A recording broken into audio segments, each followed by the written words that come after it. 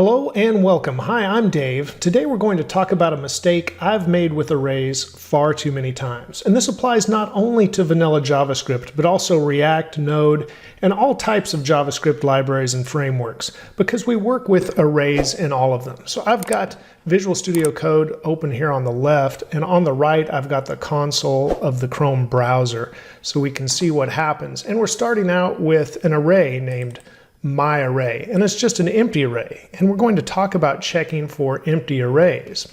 When we first learn about arrays as beginners, we learn they have a length property, and so we can go ahead and save, and this will log the length of our empty array, and it's 0, which of course also evaluates to false. So we can often just say if myArray.length, and then we'll know if anything is in the array or not, and when we evaluate it, 0 being false, then can evaluate to a true or false equation. But there's a problem with this, and here's the mistake. If I go ahead and save this, we see this ternary statement evaluates to false, but I'm evaluating solely based on the length property. But that only works if we have an array. What if we get some JSON data or some data we didn't expect, and that evaluates to undefined or possibly null? So here's the problem. If I save this right now, we get a type error, and that's because you can't read the property length if it doesn't exist. If you've got undefined or null, this will throw an error. And this is really the mistake I've made in the past, because I assumed I would always be working with an array. And it's an easy mistake to make, because when we are testing our application, we've already probably put in some test data, and we never think about what if an API sends us something that isn't an array. At least that's happened to me before. So what we could do, and what most have done, is evaluate the array first to say if the array exists, and then they use the 2 ampersands here to say and, then we check the length, and this could evaluate to true or false now without throwing an error. But now there's a better and more concise way. Not that this way is wrong, because you are checking for the array. I would say checking for just the length could be considered wrong unless you absolutely knew that you had an array. Say you were in React and set your use state to default to an empty array, then myArray.length would be okay. So let's not really say this is wrong. Let's just say there's a better, more concise way to do that now. Let's take a look. Okay, we're starting with an empty array again, and let's look at this new, more concise way, and it uses what is called optional chaining. So here we're going to log to the console, and we've got myArray, and we're checking to see if it exists first. Then we're using the optional chaining operator, which is a question mark and a period, and then checking the length. So much like our previous check with the 2 ampersands, it will only check the length if my array exists first. So let's go ahead and save this, and we can see false in the console because the array is empty and has no length. However, the array does exist. And as I mentioned, the question mark and the period is the optional chaining operator. Now, you can use more than one in the same expression. So here we have the array defined with just a little bit of JSON inside, just one object. And let's look at how we can use more than one optional chaining operator.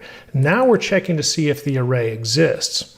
And if the array exists, then we're checking to see if there is something in the first position. And I'll discuss this in just a little more detail in just a second. But then we're using a second optional chaining operator to see if there is an ID property inside the object that is in the first position. So let's go ahead and save and see what we get.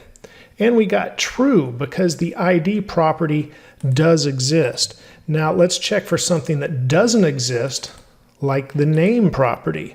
So we'll save again, and we should see a false here, and we do.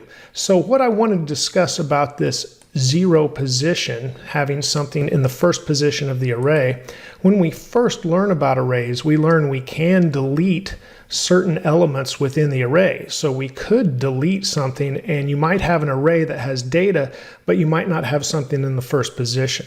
But as you progress with your programming and JavaScript knowledge, you start to work with immutable data. And that means we don't want to change the original data, and we will create a new array if we return one from a function. And so we'll almost always have something in this first position. And especially if you're working with that immutable data, and we think of this way in React for sure, you're pretty safe to check the first position of the array to see if something is there. And that is kind of like testing true or false to see if the array has any length. So I believe this is a good way to check for a property inside of your JSON that probably has many objects that all have the same properties as well. So you could try that out.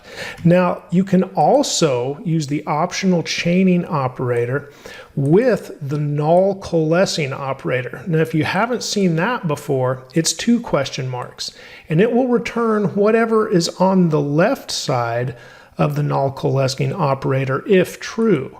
If false, it will return what is on the right.